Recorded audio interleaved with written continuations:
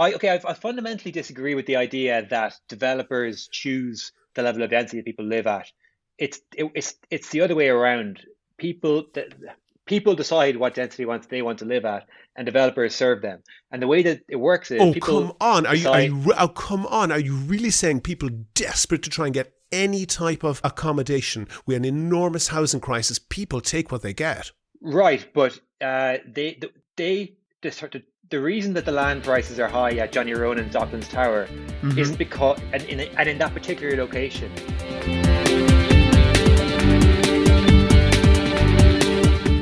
This is Here's How, Ireland's political, social and current affairs podcast, presented by William Campbell.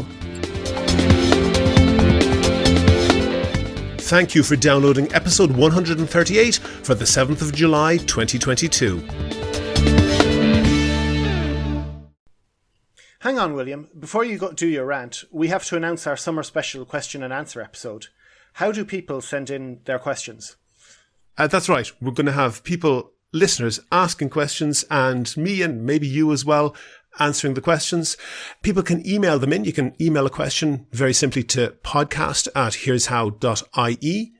You can send it in text, but it would be way better, because we're a podcast, if you could send in an audio file. You can send that into the same email address, podcast@here'show.ie. But much easier is just to send in a WhatsApp voice message. You can send that to 086 606 9401. And if you don't want to have to save that into your phone, we'll be putting a link on the website and also on the Twitter bio that you can just tap the link and it will automatically throw you up a WhatsApp message, a chat, so that you can send us a voice message. Okay, and maybe a second question. What sort of questions do you want? People can ask any question they want. We reserve the right to not answer inappropriate questions, but people know what the podcast is about. Anything vaguely in the wheelhouse of the podcast, people are more than welcome to ask questions. If you kind of want to make a statement or make a bit of a rant yourself, you're welcome to do that and maybe phrase it in the form of a question that we can react to. If you want to ask a factual question that you kind of want to find out about something, we'll try and answer that. I guess most people will be asking more opinionated questions or asking for our opinion. That's welcome as well. All right, so now they know, so go ahead with your rant, William. Thank you, Kevin. I spoke to a Sinn Féin supporter in the years after the Good Friday Belfast Agreement. I think it was during one of the interminable negotiations trying to get the DUP to participate and have the institutions up and running. And she said one thing about the peace deal that I thought was perceptive, if not very diplomatic. She said, "The Unionists are too thick to realise that they've won, and the Shinners are too cute to admit that they lost." Mindsets may not have changed for some, at least, but I think that calculation may have changed in the years since. First off, there's peace. In that sense alone, everybody won. That can't be underestimated.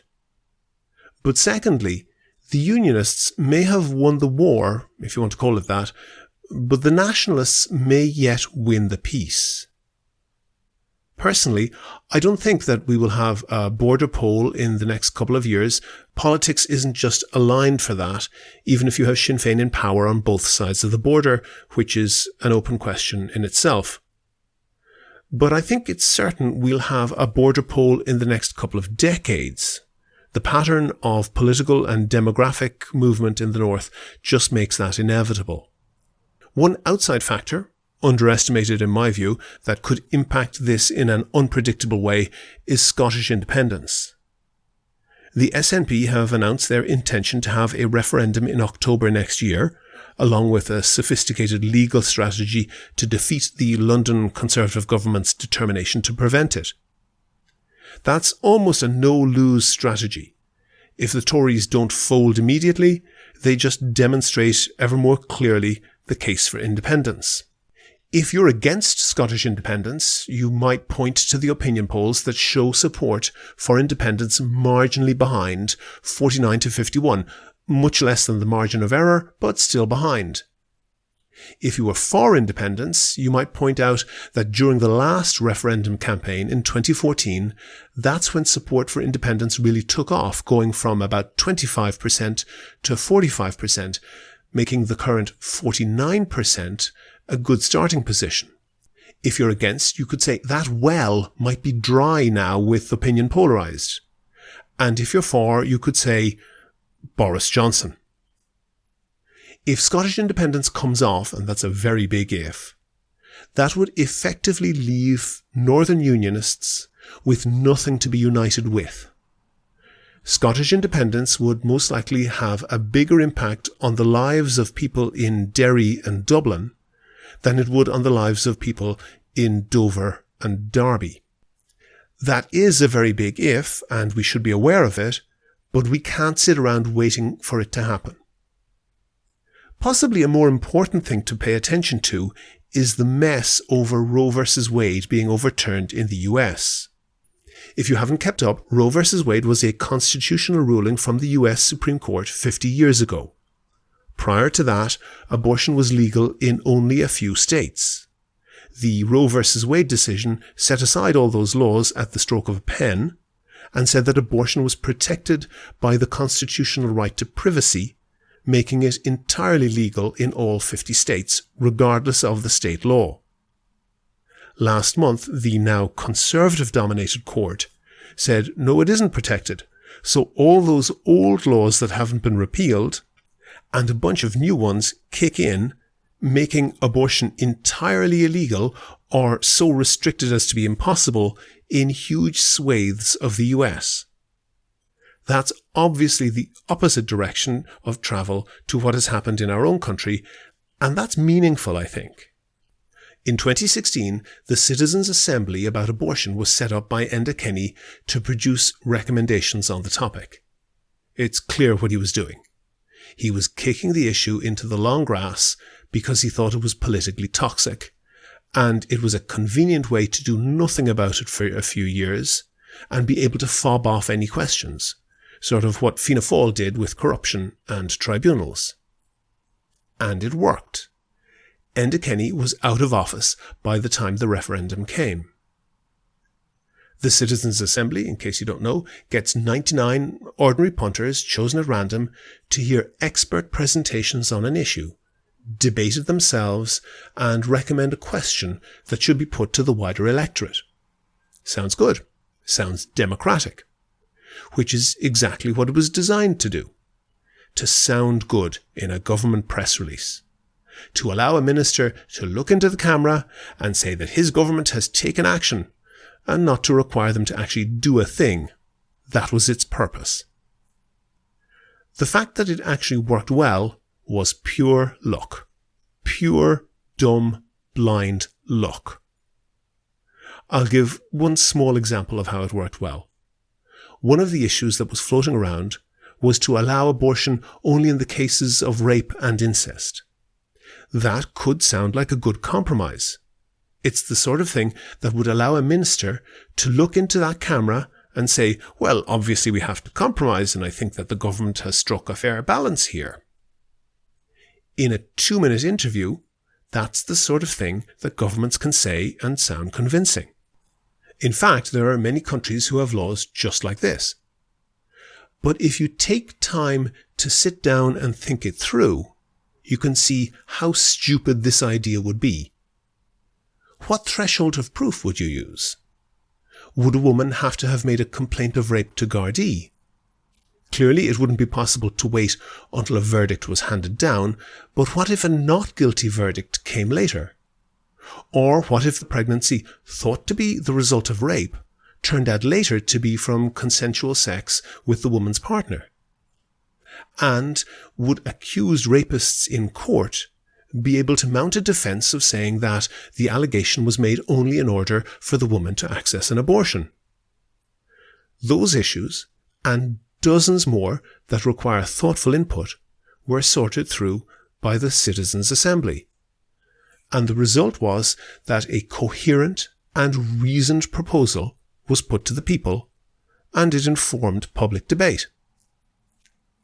The fact that citizens' assemblies seem to have been a very good idea is not down to far-sighted statesmanship. It was purely a political stroke to take an issue off the agenda for a couple of years. But it worked, so let's not knock it. Lots of good ideas came from dumb luck. Someone was trying to do one thing, and they hit on an idea that worked for something else. Viagra was developed as a drug for heart disease. Microwave ovens were developed by people reheating frozen hamsters and trying to bring them back to life. Seriously, that's true. I think that part of the culture war in the US about abortion can be blamed on the fact that there was no public debate and pretty much no democratic input into introducing abortion in the first place. Its proponents essentially got a shortcut around Congress by getting the Supreme Court to rule that it was included in the itself presumed right to privacy. I'm not a legal scholar, so I won't comment on that, but if there had been public debate and more democratic legitimacy behind that decision, I think they wouldn't be where they are now. So back to the border poll. In the old days, the North was the ultimate zero-sum game. Anything that was good for them'uns was bad for us'uns. But the result of the assembly elections is clear. That's just not true anymore. In particular, the Alliance Party vote seems to make it clear that there is a big swathe of vote from the unionist community, probably young, middle class and liberal, who just don't care about unionism. It's not on their agenda. That's not to say that they aren't interested at all. It's just not the most dominant issue for them in the way that it was for basically everyone in the North for the last century. As I say, I think most of this demographic comes from a unionist background, but I'm sure there are some nationalists in there too. And this demographic is growing rapidly. The bottom line is that this is the demographic that will swing the border poll.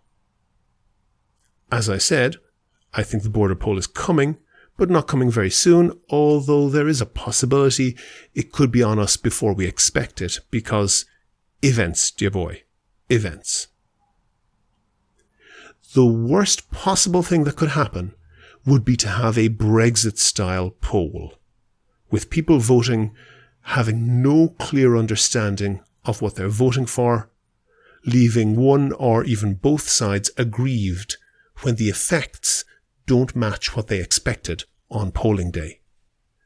Political reality right now is that unionists simply won't discuss a united Ireland. They're doing the political equivalent of sticking their fingers in their ears and singing "La La, I'm not listening." But they aren't the only show in town. There's now a large middle ground in the North, and when it comes to the border poll, the side that wins will be the side that listens best to and takes into account best the concerns of that middle ground. Political legitimacy is important.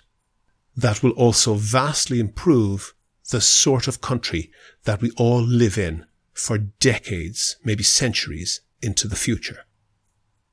It's time to start listening. In a moment, we'll have the interview, but first I want to say thanks to all of the patrons on Patreon, especially Owen Payne, who signed up as a patron since the last podcast. I really appreciate everyone who donates on Patreon. We don't get a huge amount of money out of it. We're not nearly in the same league as some other Irish podcasters I could mention, but it pays for things like web hosting, and Kevin and myself basically donate our time for free. It's also a great morale booster when we get a new patron on Patreon. It lets us know that there are people out there who are listening and appreciating the podcast. We make a big effort to cover things that are undercovered in the Irish media, and you're more than welcome to listen for free. But if you think that you could do the same as Owen Payne and the other donors and throw in a couple of euro once or twice a month, there's details how to do that on the website and at the end of the show. Do you agree? Do you disagree? Here's How is Ireland's political, social and current affairs podcast. Sean Keyes is the finance correspondent for The Currency. That's a subscription news website, mostly financial news, I think, Sean. And a while back, you did a Twitter thread that caught my eye that essentially says that we shouldn't be worrying about land prices. Am I getting that right? Or do you want to, rather than me mangling your argument, do you want to make it yourself? Sure. Hi, William. Thanks for having me on. Yeah, I wanted to do that because it's just something that is just, it's a very big part of the sort of discourse around housing in Ireland. And I observed that discourse quite closely on Twitter. I'm kind of get stuck in all these rows myself. And I know what people are, how they think about these things and how they talk about these things, and how they argue about them. And anyway, an idea that comes up all the time is land prices.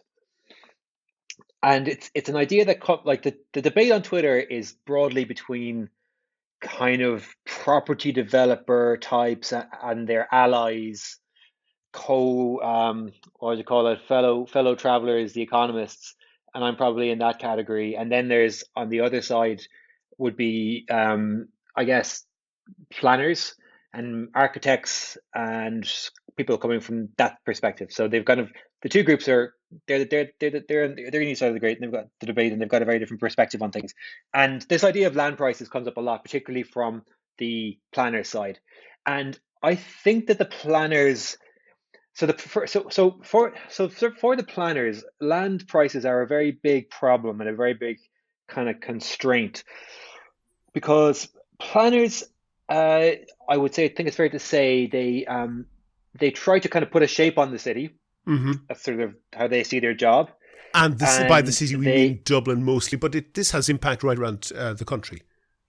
Yeah, I guess it's there. It's at its most at its most relevant in Dublin, where land prices are highest and the density is highest, and that's when the conflict is at its most acute. But it applies everywhere. But anyway, so the planners try to put a shape on the city, and they have their own sort of ideas of what works best, and so they try to put those ideas into practice with zoning rules and with sort of guidelines and implementation and all that sort of stuff. And they try to build a city that they think works well in accordance with good design principles, which is legit.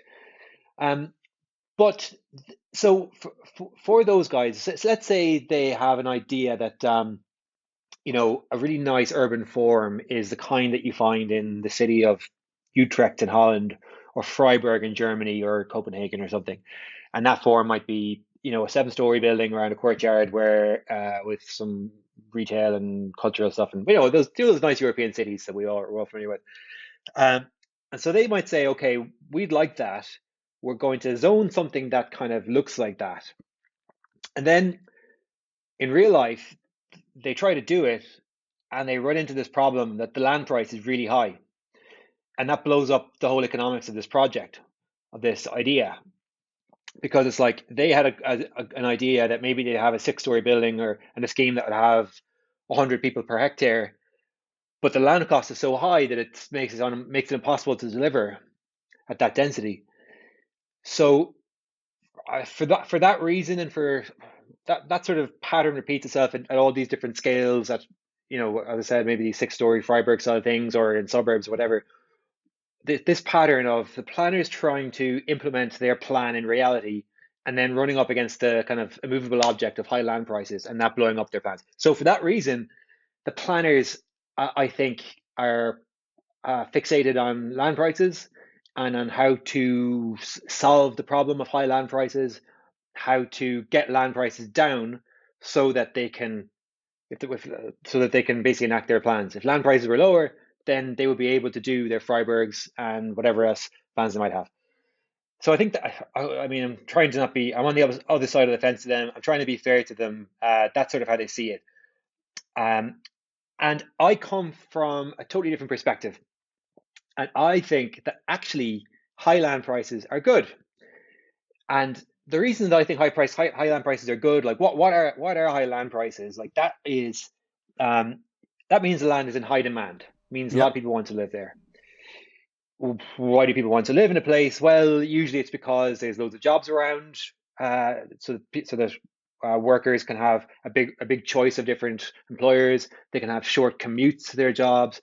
It also there's also probably lots of amenities around, lots of restaurants and things like that. Mm-hmm. So all these factors tend to make a place valuable or sorry, desirable, which increases the demand for the land and increases the land price. And yeah, so I think that's good, because like that's essentially that process of people being attracted together and wanting to live close by each other in one small area is basically what we're talking about, is a process of urbanization, right? That's how villages came to have 2 stories and towns came to have 4 stories, and the Docklands of Dublin came to have 20 stories. It's the same idea of people wanting to be close by each other. And so I think high land prices are in themselves good, because they are a sign that you've got a place that's attractive and it's got all these good qualities. Pause with that idea for a second. Okay, yeah, when you say high land prices are good, do you mean that high land prices produce a good effect, or they are a symptom of something good happening? Because those are 2 different things. Are they the cause, or are they the effect? Yeah, they're the effect. The thing that's good is people coming together, yeah, and living close by each other. And to get even more kind of up in the clouds with it, when people coming together is like the foundation of productivity. And like when people gather together in cities, they start swapping ideas and coming up with new things to try out, and starting companies. So basically, if we were to put you up against John B. Keane character and The Field, you'd be the diametrically opposed opinion to that, in that you don't want everyone to live in one bungalow on a 1 acre plot that's half a mile from the next house, and you get this incredibly thin development that some politicians in this country seem to think is a desirable outcome. And what you're saying is perhaps more urbane, more continental, a more modern way of thinking, but it's entirely defensible. And of course, humanity, the very existence of humanity, was us changing from being roaming animals in the Serengeti to coming together in villages and, as you say, exchanging ideas and so forth. And really what I'm wondering is whether you're saying that planners, for example, in the local authorities, are deliberately soft pedaling or not promoting developments that would have the result of increasing the value of sites, because obviously something built more densely is going to return more value in human terms, and therefore be more financially valuable. Are you saying that there is an effect, that's actually having a real policy that is happening, that people who can make a difference are residential buildings at a lower density, simply just to push down the figure of the price of land? Well, like, first thing is, yes, it is definitely happening, that our planning system is reducing the density of and reducing how intensely we use land. That's undeniable. I mean, Dublin is it's not one of the least dense cities in Europe. Yes, but is. It's pretty. Yeah, well, yeah, exactly. Yeah, no, it actually is. You can measure. Yeah, Dublin, I mean, it depends on how you cut it and where you make the borders, but Dublin isn't an awful lot smaller in terms of footprint than Paris with 20 million people. Yeah, Dublin's is not very dense. I think it's inarguable. Anyway, so that's not because of geology. It's not because Dublin is a poor city which can't afford to, pull people together in tall buildings or it's because of the planning system. Now, you said the second part of your question was, are they doing it specifically to drive down the cost of land? I don't think that at a high level, when they're coming up with their plans, I don't think they think about it exactly in those terms. We're going to limit density in order to keep control land. But I think that's sort of a side effect of what they do, and it sort of comes up all the time when you talk about liberalizing the system, reforming the system, allowing upzoning. That's sort of an argument that does get made. And just to complete, I was kind of doing a big meandering nonsense there earlier on. So just to finish my thought, so I think high land prices are a sign of that something good is happening. So to me, the sensible way of treating that, of dealing with the fact that a lot of people want to live in the center of the city where they've got short commutes and where there's lots of amenities, is to is to allow them to live in high densities in those locations, so that yes, the land price will be high, but the way you solve that problem is you spread that land cost over a large number of units, and that's where density comes from. And that's why you have, as I said, 4-story buildings at O'Connell Street in Limerick, 2-story buildings in Abbeyfeale in County Limerick, and 30-story buildings in the Docklands. It's like all of these are just like a rational response to higher land prices, and the way you deal with that is by spreading the units out across over a large number of people. And the problem comes when if you're a planner and you introduce an artificial ceiling on the density that you think should be allowed for your own planning reasons, then you're into trouble. All of a sudden, because the density that people actually want to live at is higher than the density that you are allowing them to live at, all of a sudden the land is too high per unit and we can't make the numbers work, and land prices are too high. Okay, and that's you've come around. Thank you very much to finish that thought. Maybe I shouldn't have interrupted you there, but I just wanted to clarify previously. And you say the density that people want to live at. There is more than one opinion on that. And for example, the density that people want to live at as viewed by developers who are trying to extract the absolute maximum value from their, from the site that they may have paid several million from, might be different to the density that the actual individuals who move into that development want to live at, and is definitely different to the density that people who already live in the surroundings, probably at a much lower density, want to have built near them. And we've seen a lot of planning objections in the not so distant past of people literally making an objection to developments in, very close to the centre of Dublin, saying, we don't want the sort of person who lives in an apartment living near us. We want people who live in houses with a front door and a back door living with us. Well, go ahead. Sorry, you broke up in the last 2 seconds, but I think I did get your question. I fundamentally disagree with the idea that developers choose the level of density that people live at. It's the other way around. People decide what density they want to live at, and developers serve them. And the way that it works is come on! Come on! Are you really saying people desperate to try and get any type of accommodation with an enormous housing crisis? People take what they get. Right, but the reason that the land prices are high at Johnny Ronan's Docklands Tower isn't because, and in that particular location, rather than in Santry, is because loads and loads of people do want to live there. Yes. That's the aggregate. Yes, you're correct in that. That's the aggregate decision of lots of people wanting to live there, meaning that the density would be high. Although the individuals, and this is, I think, an important thing to understand, any one individual person might not want to, if they could live at that location with low density, they might choose that.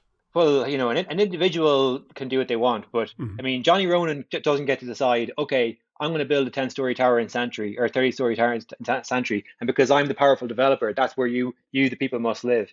If he did that, he'd be bankrupt, right? Because there wouldn't be demand for it in Santry. There is demand for it in the Docklands. So it's the land prices are the signal that goes from that transfers from the ordinary people's desires about where they want to live, and how it gets to the developer, and the developer realizes, okay, all these people are telling me they want to live in this place. I'm going to take that, use that signal, and I'm going to build something tall. And then if they're a good developer, the thing will fill up, and then it'll be successful. People will have homes. Oh, okay. And I think that word is great, a signal. And I think you're absolutely right. In some cases, land prices are a signal that a lot of people want to be there. And that's also the same with housing prices. But I think that land prices can be other things as well. And in particular, in Ireland, we have, and this is just talking about agricultural land, we have wildly increased values. And to put this in context, and these figures are going back a little bit to Celtic Tiger times.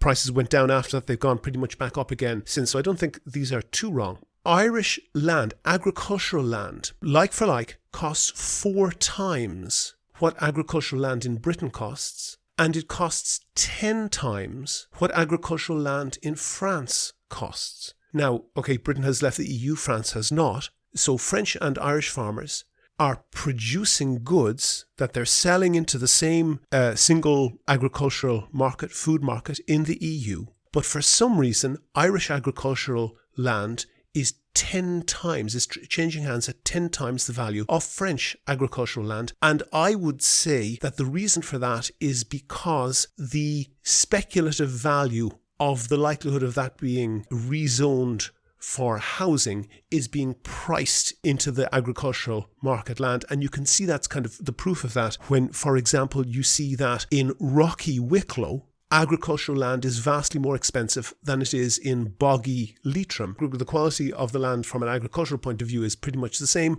but Wicklow is near Dublin, therefore Wicklow land, but still agricultural land is much more expensive because whoever's buying it has half a hope that it will be rezoned for housing. And if you look at the areas for housing in Dublin, it's more than 20 years since Tom McEnany, then a business and finance journalist, wrote a piece, and he pointed out that pretty much all of the available housing land around Dublin was controlled by about 8 developers / speculators / land hoarders. I don't particularly want to use pejorative language, but people who were sitting on vast amounts of land. When it is controlled by such a small amount of people, they can charge what they like. Well, like, I'm not sure that I accept that the land supply in Ireland or even in Dublin is controlled by a cartel that is operating. I guess the implication is that they're operating like a cartel and maximizing their returns by selling it down slowly. Is that what you're suggesting? Well, they don't, and we need to be careful about what we accuse anybody of, but they don't even need to operate like a cartel, because if they own on average about 10% of all of the available housing land each, any one of them selling up a chunk of their stock would devalue the remainder of their stock so much that they'd be losing money. So the land is owned by such a small number of people and controlled by such a small number of people that there's no need for them to operate in a cartel fashion. I mean, it gets thrown around, the speculation thing. It's difficult to prove. I don't find it very convincing for a couple of reasons. One, I suppose, is like, good businesses are judged by their return on capital, not just their profits, but like their profits as a percentage of all the assets that they have and the capital that's tied up in the company. So like sitting around on land for years and years in the expectation that it'll go up is not a very capital efficient way to run a business. And I know like it's not a business. Speculation is not a business. And it is a way to store wealth. And if the price of the land that you're sitting on is increasing at a rate that's higher than the bank interest rate, then you'd be crazy to sell up and put the money in the bank because you'd be making a lower return. Well, bank companies don't judge themselves that way. Like, I suppose companies tend to be funded by equity, right? No, but these aren't. No, these are all private individuals, and they one of the remarkable features of them is that they're not amenable to like disclosures that they would have to give if they were limited companies or whatever. It's all essentially private individuals. I'm sure it's run through privately held companies, but it's essentially a single person, or perhaps in one case a pair of brothers, who are making the decisions without any responsibility to shareholders. Okay, I mean, these are a group of people that are, it's alleged, are sort of drip feeding land into Dublin in order to kind of artificially inflate land costs.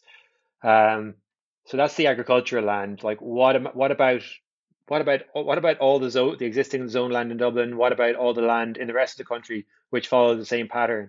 I mean, there isn't a cartel controlling land prices around all of our major cities yet. They have the same issues going on. That's true. I would argue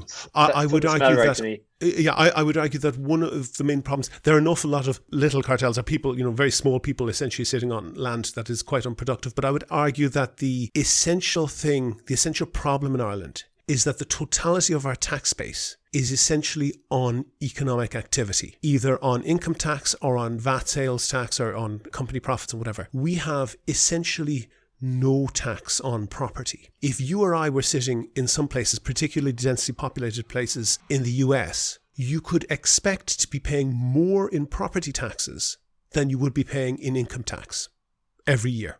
Yeah, And no, I that's completely perhaps agree on extreme. that. But Yeah. the fact that somebody who has a huge amount of wealth, possibly inherited, and in some cases inherited entirely tax-free, can pay no tax at all and can live by borrowing against that, pay no tax at all, and enjoy all of the benefits of society, whereby people who are working hard to make a only relatively decent living pay all of the taxes. That's obviously unfair, and not only is it unfair, it has the effect of skewing our economy. Everybody knows that if you put high taxes on cigarettes, less people smoke. If we put high taxes on work and economic activity, and as we do, basically no taxes on holding onto wealth and doing nothing with it in property, then it's not surprising that we have a culture that is all centered around house prices, and we have TV shows about house prices, and you have, depending on the circles you mix in, it's almost impossible to have a drink with anybody without them talking about house prices.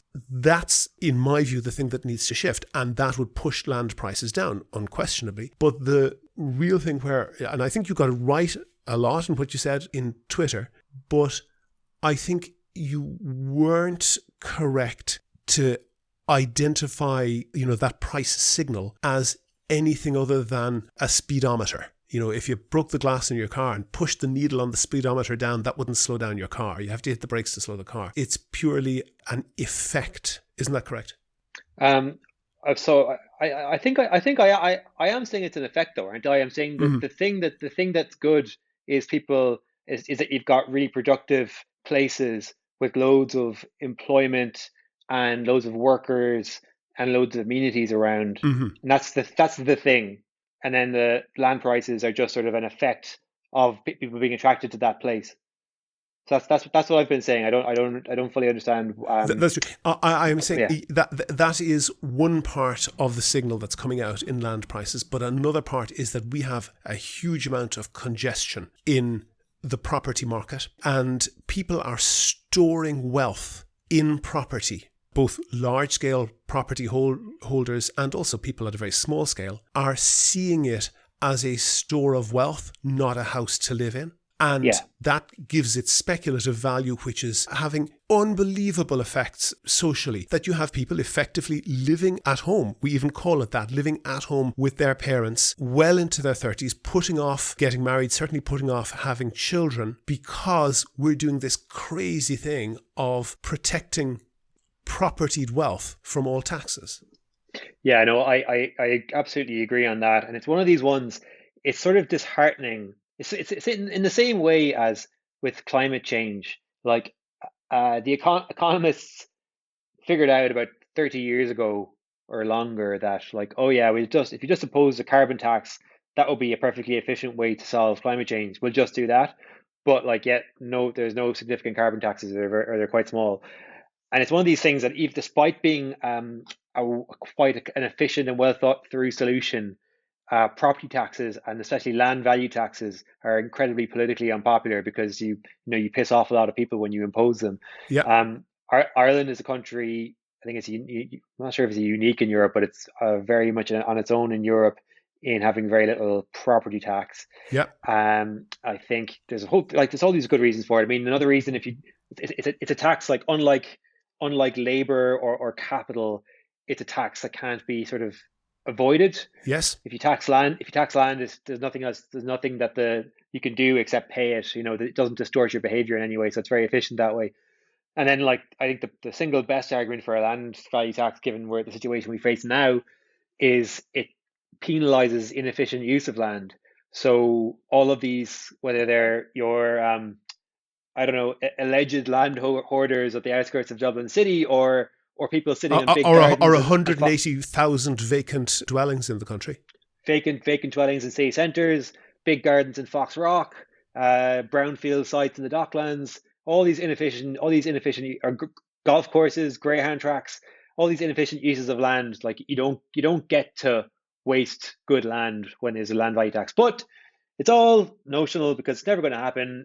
Even the parties, we've got 4 or 5 left-wing parties in Ireland.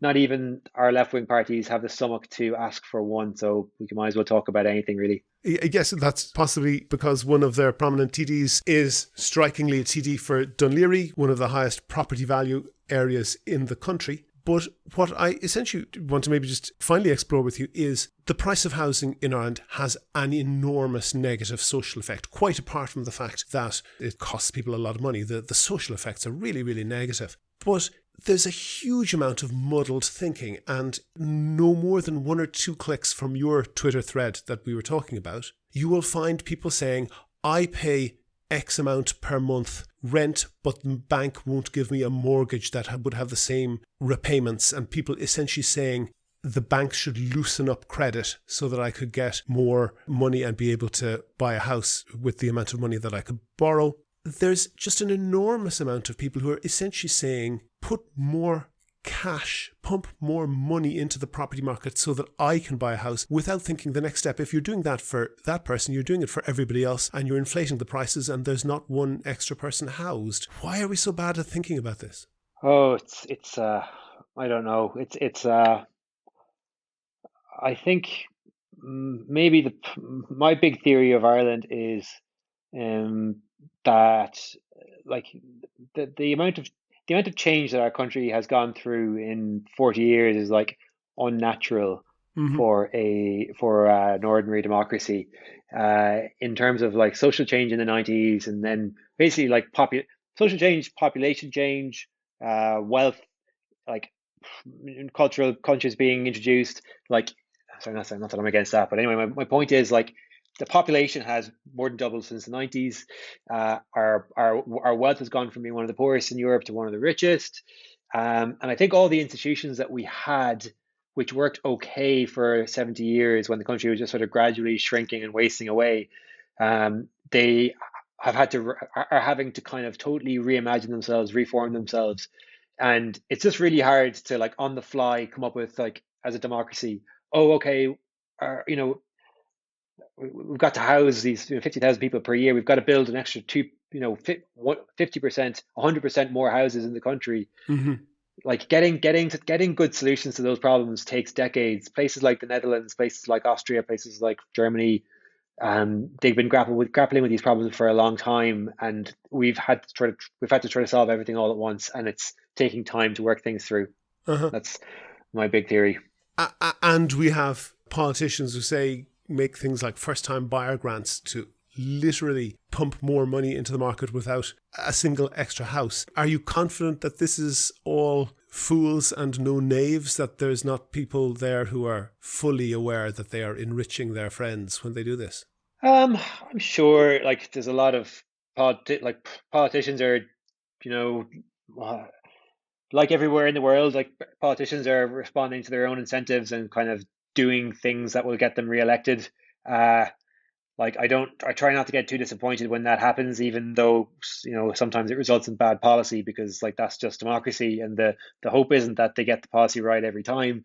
It's more that you trust that the signals they're getting from their voters will, over the long run, result in sort of some good answers, even if along the way they make some bad turns, like, stuff you're talking about, HAP policy or first-time buyer subsidies, things like that. I try to be optimistic and think of them as just sort of the noise, where there's a real signal underneath that, and over the course of decades that we'll figure out something that actually works. It seems to take quite a lot of decades. Sean Keyes, finance correspondent at The Currency, thank you very much for talking to me. Thank you, William. Thank you very much for having me. Go to the website for sources and references from the show. And while you're there, you can like the show on Facebook, follow the show on Twitter at Here's How Podcast, and follow Sean Keyes at Keyes, Keyes. And get in touch if you can suggest a guest or a topic for the next show. Thanks again to Owen Payne and all the other patrons on Patreon. As I said, we don't get anything like some other Irish podcasters that I could mention, but it pays for things like web hosting. We basically do the podcast for free, but if you could do the same as the current patrons and donate the price of a pint of beer, or even just the price of a litre of milk once or twice a month, please do go and sign up at patreon.com/here'show. That link is on the website. Also, there you can find out how to subscribe to the podcast for free on your computer, on your phone, or by email. All that information is at www.here'show.ie. And don't forget, we want your questions for the summer special question and answer podcast. You can email them to podcast@here'show.ie in audio or text format, or even easier, send a WhatsApp voice message to 086 606 9401. And there's a link that you can tap on the website and on the Twitter page to directly send a WhatsApp message. You don't even have to save the number. We'd love to hear from you. The Here's How podcast is produced and presented by me, William Campbell. The assistant producer is Kevin Wolf. Thank you for listening.